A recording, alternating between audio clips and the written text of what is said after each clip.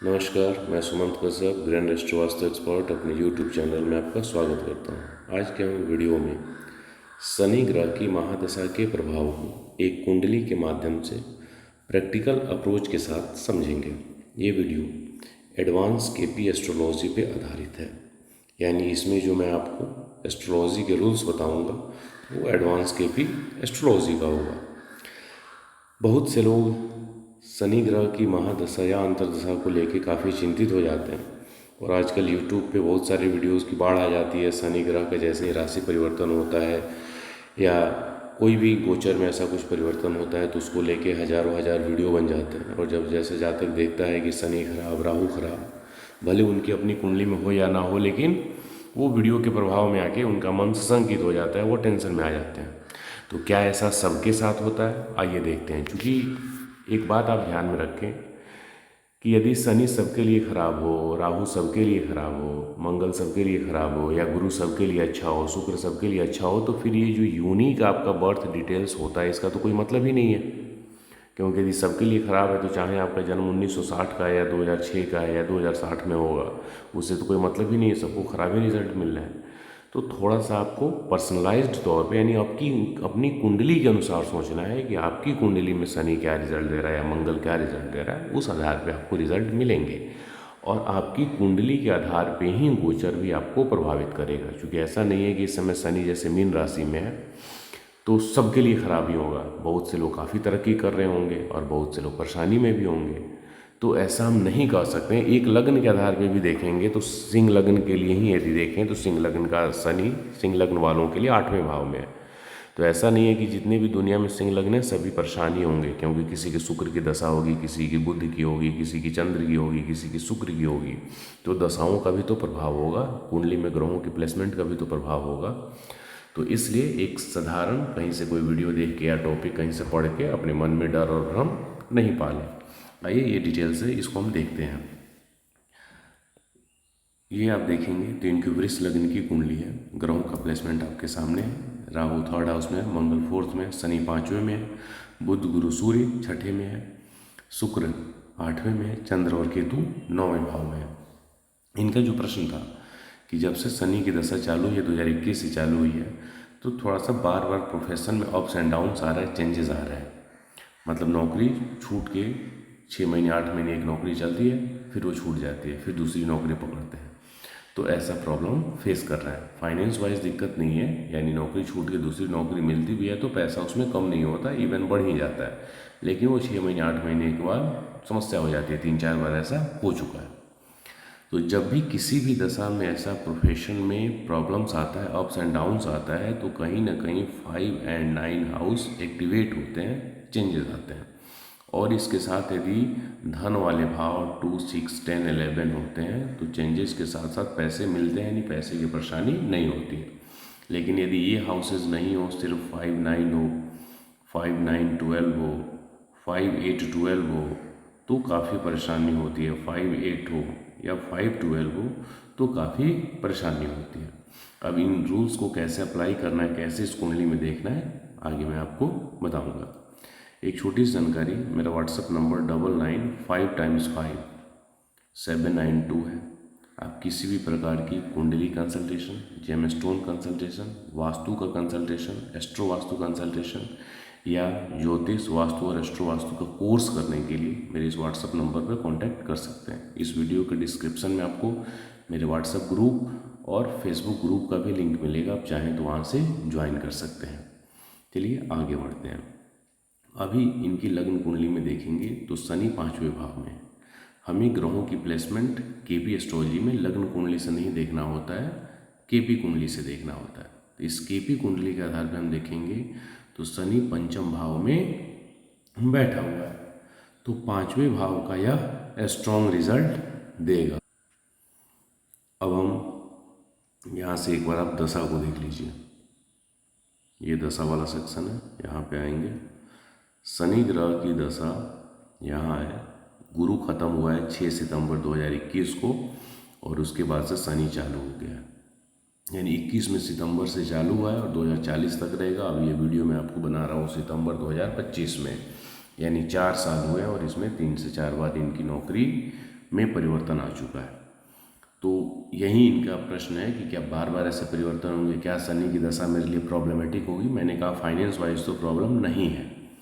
क्यों नहीं है, कैसे है, उसको हम आगे समझते हैं। इस भाव संधि चार्ट में हमें ये देखना है शनि किस हाउस का सबलॉर्ड बना हुआ है। इस चार्ट में आपको यहाँ देखना है। तो शनि किसी भी हाउस का सबलॉर्ड नहीं बना हुआ है।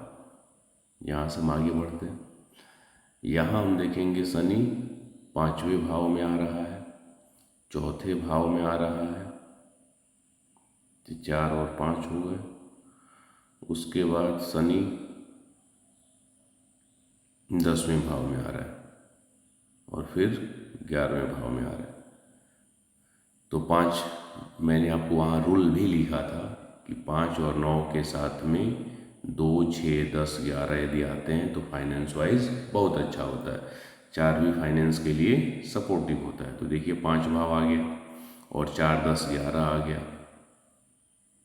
तो 4, 10, 11 ये 11 है, 11 नंबर, 4, 10, 11 आ गया। तो चेंजेस होंगे लेकिन फाइनेंस वाइज समस्या नहीं आएगी। एक बात और यहाँ समझने वाली है। हम यहाँ जब आते हैं तो शनि अनटेनेंटेड प्लेनेट है। अनटेनेंटेड की स्थिति में इसका रिजल्ट स्ट्रांग हो जाता है, इसके बराबर हो जाता है। यानी शनि रिजल्ट देगा 4, 5, 10 और 11 का, और इसका जो सबलॉर्ड है सूर्य वो रिजल्ट देगा 5 और 6 का। अब यहाँ से जब आप देखते हैं तो 5 और साथ में 4, 6, 10 और 11। तो शनि का रिजल्ट काफ़ी अच्छा है। हमें यहाँ पे ये सोचना है कि शनि जो रिजल्ट दे रहा है हमें उसके अनुसार प्लानिंग करनी है, अपने प्रोफेशन को काम करने के तरीके को ढालना है। तो ये अप्स एंड डाउन्स भी काफ़ी हद तक कम हो जाएगा। किसी भी रिजल्ट को ख़त्म नहीं किया जा सकता, लेकिन उसके रूप को आप चेंज कर सकते हैं। कैसे? जैसे आप नौकरी कर रहे हैं, यहाँ पे आपको सैलरी मिलनी है तो यहाँ अप्स एंड डाउन्स आएगा। लेकिन यदि आप किसी के साथ परसेंट वाइज पार्टनरशिप कर लेते हैं, जैसे कोई बिजनेस है, उस बिजनेस में आप 10% या 20% या 40 या 50% के आप शेयर होल्डर बन जाते हैं, तो इस स्थिति में आप लगातार ग्रो करेंगे और इस शनि की दशा काफ़ी टर्निंग पॉइंट साबित होगी आपके लिए। बहुत ज़बरदस्त ये जो फाइनेंशियल ग्रोथ होता है वो आपको देगा, बहुत अच्छा। क्यों? क्योंकि ये परसेंटेज जो है 5th हाउस, ये क्या हुआ आपके परसेंट वाइज जो कमीशन है उसको बताता है या आपके शेयर को बताता है, और 4, 6, 10, 11 आपके ग्रोथ को बताता है। तो ये चीज़ काफ़ी बेनिफिशियल रहेगी। अब करना क्या है? करना ये है, एक चीज़ और देखिए, यहाँ पे शनि जो है वो चंद्रमा के नक्षत्र में है, तो इस स्थिति में थोड़ा सा डिले होगा। तो जो चीज़ें आप सोचेंगे अपने अनुसार वो उतनी जल्दी नहीं हो पाएगी, थोड़ा डिले कराएगा और मेंटल टेंशन को बढ़ाएगा। तो थोड़ा सा आपको शांत रहना है, चांदी के गिलास से पानी पीना है, रात में दूध नहीं पीना है, और कोई भी डिसीजन आप लें तो थोड़ा सा सोच समझ के लें, थोड़ा सा टाइम लेके सोचें। उसके बाद एक चीज़ यहाँ देखेंगे, शनि जो है वो बुध की राशि में है। शनि ग्रह बुध की राशि में है, राशि शनि बुध की राशि में। बुध मल्टीप्लिसिटी का कारक होता है, यानी ऐसा जातक अपने काम को मल्टीपल तरीकों से बांट ले, यानी जितनी चीज़ें आपको आती हैं अलग अलग तरीके से पैसे आने का जब आप सोर्स बनाना चालू कर लेंगे तो जो अप्स एंड डाउन्स है वो काफ़ी कम हो जाएगा, काफ़ी कम हो जाएगा। तो अब इनको क्या करना चाहिए? जो हाउसेज हैं उनको देखिए, 4, 6, 10, 11, ये रेंटल इनकम का भी होता है, ये प्रॉपर्टी रिलेटेड कमाई का भी होता है। ये 4, 5, 4 के साथ 5 और ये हाउसेज, ये एजुकेशन रिलेटेड फील्ड से कमाई का भी होता है। ये कुछ भी आप शनि बुध की भी राशि में और 5th हाउस भी है, तो कोई भी ऐसा सॉफ्टवेयर टेक्निकल आपको नॉलेज है जो आप बना के कोई सब्सक्रिप्शन बेस्ड सर्विसेज होती हैं, या सर्विसेज सेल करना होता है, सर्विसेज सेल करना, प्रोडक्ट सेल करना नहीं, सर्विसेज सेल करना, तो इन सारे काम में आप इसको यूज़ कर सकते हैं और आपको काफ़ी पैसा मिलेगा। मतलब आपको नौकरी पे फोकस कम करना है और जैसे जैसे आपका काम ग्रो करे तो आगे आप नौकरी को छोड़ भी सकते हैं। जैसे आप ये समझो, जैसे मैं वास्तु कंसल्टेंट हूँ, एस्ट्रोलॉजर हूँ। ऐसा नहीं है कि रोज़ मेरे पास काम आता है, एक बार एक काम आया। और जैसे इंडस्ट्रियल वास्तु का काम अभी मैंने काफ़ी विजिट्स किए हैं, कानपुर में, नासिक में, संभाजी नगर में, अहमदनगर में। तो नॉर्मली इंडस्ट्रियल विजिट जो होती है वो 1.5 लाख से स्टार्ट होती है। तो जो भी 2 3 4 काम एक बार में मिल गए, एक महीने काम नहीं भी मिला, 2 महीने काम नहीं भी मिला, कोई समस्या की बात नहीं है। तो मेरा कोई लॉस नहीं हो रहा है।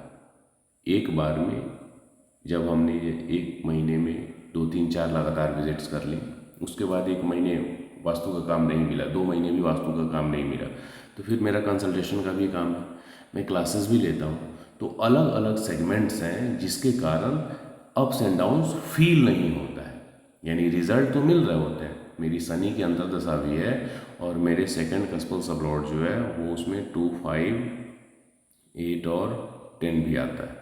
तो ये अप्स एंड डाउन्स का तो है ही, तो अप्स एंड डाउन्स भी आता है। लेकिन चूंकि गुरु सेकंड CSL है, मेरा सेकंड CSL जुपिटर है, तो जुपिटर भी मल्टीप्लिसिटी का है। तो मैंने मल्टीपल तरीके से अपने काम को बांट दिया है। Astrology consultation, vastu consultation, astrology की टीचिंग, वास्तु की टीचिंग, कुंडली कंसल्टेशन, जेमस्टोन कंसल्टेशन। तो इस स्थिति में क्या होता है कि अप्स एंड डाउन्स ज़्यादा प्रभावित नहीं कर पाता है। तो ये चीज़ें आपको अपनी महादशा के अकॉर्डिंग ये प्लान करनी है, क्योंकि ये महादशा 21 में चालू है और 40 तक रहेगा, यानी 19 साल का है। तो बहुत सी ऐसी चीज़ आप अपनी महादशा के अनुसार प्लान कर सकते हैं, खासकर अपने प्रोफेशन का। और शनि के बाद बुध की दशा आएगी, तो बुध में भी आपको सेकंड सिक्स 4 2 3 4 6 फाइनेंस के लिए ये बहुत ही अच्छे कॉम्बिनेशन है। तो जो बीज यानी जो न्यू आप यहाँ पे शनि में तैयार कर चुके रहेंगे, वो बुध में एज इट इज़ कंटिन्यू रहेगा, उसमें आपको कोई समस्या नहीं आनी है। और बुध भी मल्टीप्लिसिटी का कारक है और स्वयं के सबलॉर्ड में, तो 2 3 6 का रिजल्ट जो है ये मल्टीप्लाई हो जाएगा, इसका पावर बढ़ जाएगा। तो इसमें आपको सोचना नहीं है, बैठे बिठाए पैसा आएगा। सेकंड हाउस कहीं से भी पैसा आने का सोर्स क्रिएट करता है। तो जो चीज़ आप यहाँ कर चुके रहेंगे अपनी मेहनत से, अपने एफर्ट से, उसका रिजल्ट आपको बुद्ध में बैठे बिठाए मिलता रहेगा। तो ये चीज़ है, आप इसको शनि को अपनी महादशा को या किसी भी महादशा को हाउस वाइज अपनी इंटरेस्ट के अनुसार प्लान कर सकते हैं अपने फाइनेंशियल गेन के लिए। उम्मीद है आपको ये कॉन्सेप्ट समझ में आया होगा। मिलते हैं कुछ और वीडियो के साथ। धन्यवाद।